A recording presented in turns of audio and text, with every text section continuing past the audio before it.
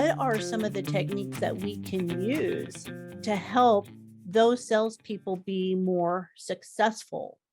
And one of the things that I've seen in the past, uh, which always just kills me sometimes, is that, we lean on old techniques and we have a whole new process of sales that is happening right now, especially when you think about coming out of the other end of the pandemic.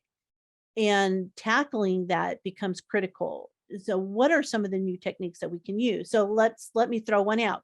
The typical one is like role plays. So we're going to have the salespeople role play selling to somebody else. And the twist on that would be Donna's, pitch tank. I think that's a great twist on role playing exercises.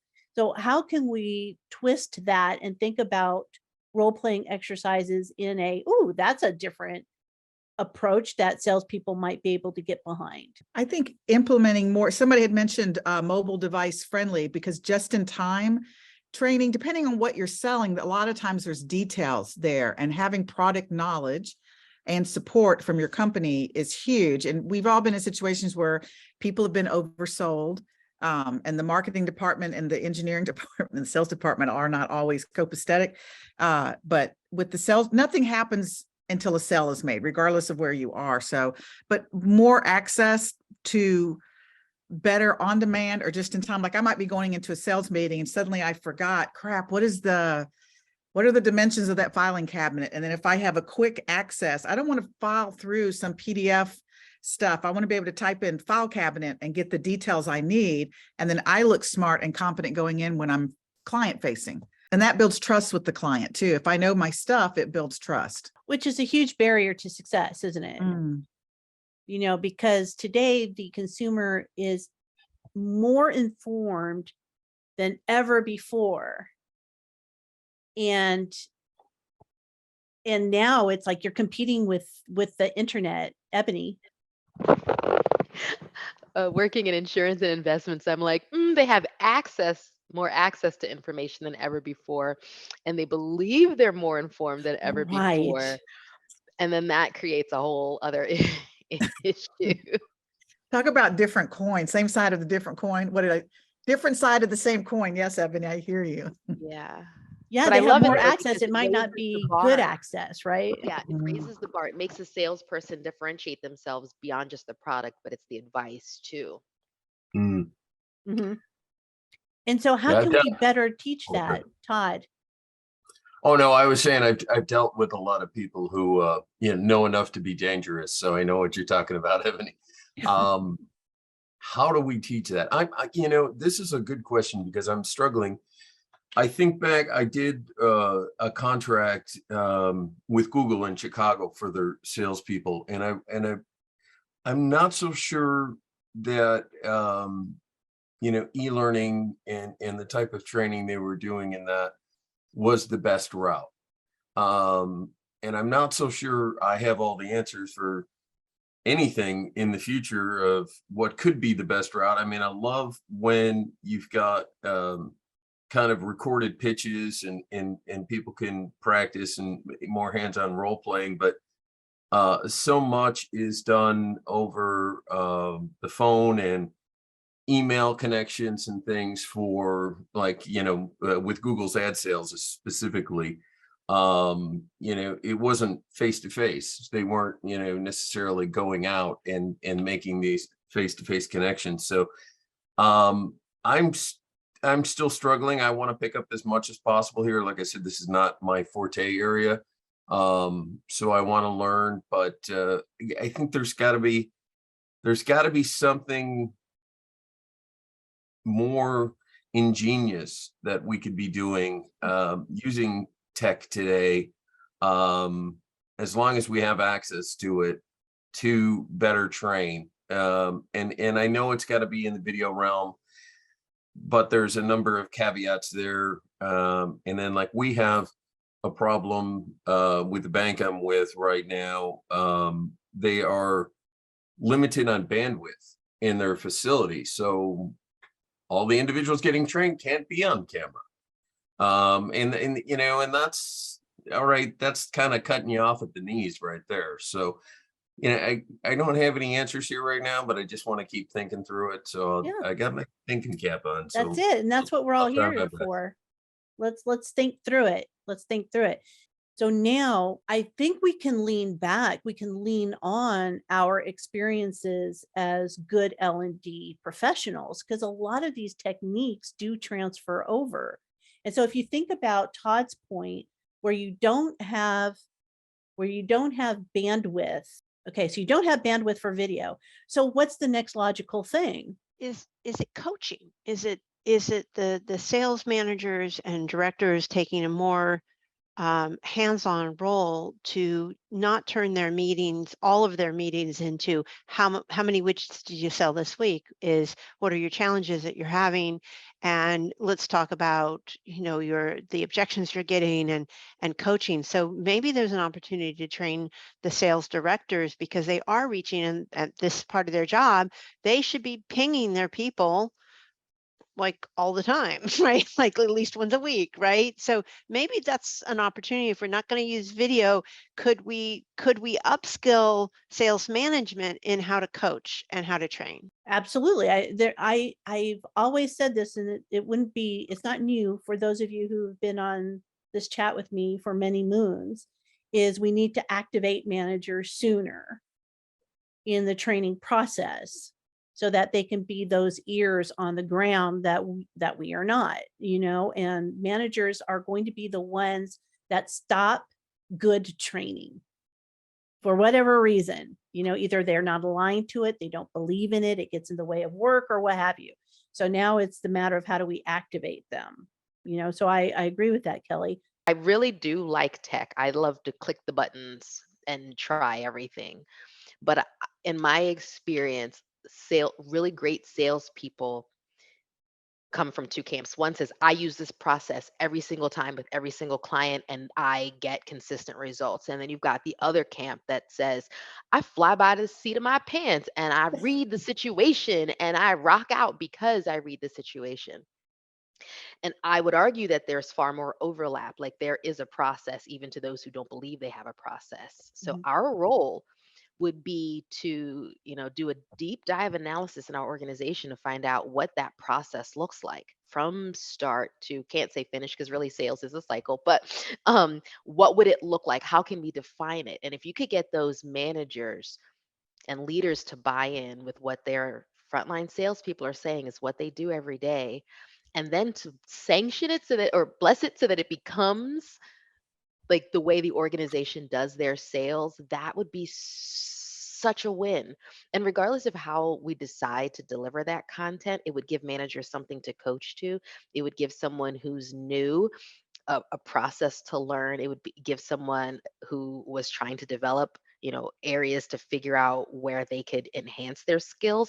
And then it would allow us to go, oh, in this process, your issue was follow up. We can teach you follow up. Hey. And then it kind of makes it a little bit easier, more manageable for us, whether or not we have sales training. Mhm. Mhm. I like that. Here's what I like is everything has some sort of underpinning process. There's always a foundation of a process somewhere. What are we doing to figure that out? And I think for you, Todd, that would also be something that I would do is find out what are those conversations like over the counter? What do they sound like? What sort of words are they using? And how can you build that in that natural conversation into part of a process, right? So now how do we get them, how do we get them to practice that? How do we get them to use it? Stella, I see your hand. Yes, I think it's okay for a native English speaker, but if you have a lot of foreigners, and I only have foreigners and the native speakers are a minority, I think I have to work with visuals, only visuals and some text and subtitles and everything, so they get maybe half of it. But I wanted to tell you another thing, because you've always insisting the last month on contacting the managers. So today, I was last week I was talking to the sales director, to one of the 10 directors, and I was telling him, listen, there are only 2 sales directors that are really doing their job, you know, and their teams, they've done all the online trainings, and all the rest, they are not doing it. I will stop doing online courses, and now we have to get the salespeople doing it, you know.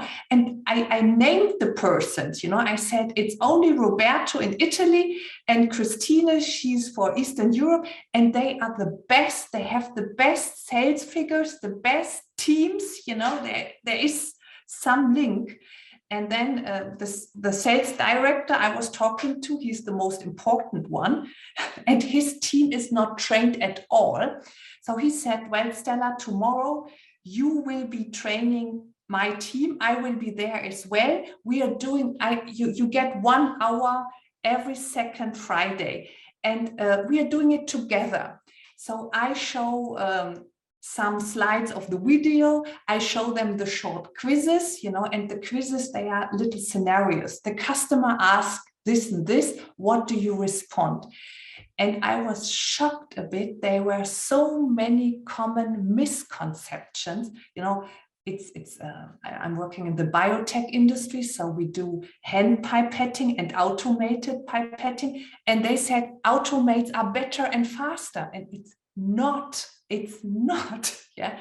So I was telling them, and I asked them, what do you suggest? And so I will do this for all the sales team, you know, have my coffee chat with the salespersons and in a group, and they get very, very silent when it comes to answer the question. And then you reveal the misconceptions, and their self-efficacy is not balanced. They think they know everything, but so I will stick to the most important stuff they should know, and every second Friday, and maybe I have meetings with all the other foreigners. So this helped me really, Shannon, that you always said you have to get the managers involved. It's a social contract, you know. I'm not responsible for everyone to get trained. So and what I also do, I look for the stars. I look for the best salespersons, and I do videos with them, only 5 minutes long. And so, you know, there's a photo with them, and then some slides with nice visuals. I prepare everything. They can modify whatever they want, but it should stay short. And I tell them, you know, the upper management will watch this video, and your colleagues, so they know they have their reputation. You know, that's also something that worked quite well. And they show their technique, how they work from their car using a tablet and everything. So involving the best salespersons with very short videos, that's helped me a lot. That's excellent. That's excellent. Good for you, Stella. Yeah. Good for you. I mean, can we just round of applause for Stella, because, you know, and the fact that you said it's these people. Yeah. I think that's huge. I mean, I've bravery. I've been in the company for 20 years. So, you know, I just went to the manager, listen, no more online trainings. We have to get your people. And then I think it was his reputation in question. You know, he's in the headquarters, and the Italians and the East Europeans are better. You know, his reputation was in question. So, but I said beforehand, I said, I'm getting a depression, you know, because no one is doing the courses except the Italians, the Spaniards, and Christina. So what's the point? I stop it, you know. I showed my distress and my trouble, you know. And everyone wants online trainings, everyone. And I said, no, I'm not doing, I really said, no, I'm not doing it. And they accepted it. Yeah. So that was my great day yesterday. That's great. And congratulations. Yes, definitely. Congratulations, Stella. And good for you, for holding your ground. And Yeah. good for you for knowing your audience. Yeah. Some of the techniques that we talk about, not necessarily on this chat, but on others, we talk about a variety of different techniques, but it all goes to context. Yeah. What's the context? Yeah. Right. And so I love that you held your ground and said, okay, we're going to do this in person, but it's not going to be just my voice. And I think that's the important add-on there, that it's not just your voice. Yeah. It's also the sales directors. It's also the leaders who are helping be the champion to the message. Yeah. So good on you. And in your little bit there, you gave off several good ideas, like having your own coffee chat with the salespeople, bringing them in and not being the leader, but being the moderator and letting them share whatever it is that they want to share at that moment, because that also builds trust. Because you're not always going to get the results that you expect. I have many coffee chats. As you guys know, we have many of them. And some of them don't go the way that I thought that they were going to go, because I let, you guys drive the conversation. So I come in with one goal and I leave with other things that happen. It's like, oh, wow, that was interesting. Okay. All right, cool. And so I think when you're dealing with salespeople, it's important to let that flow the way that it flowed. So yay, you.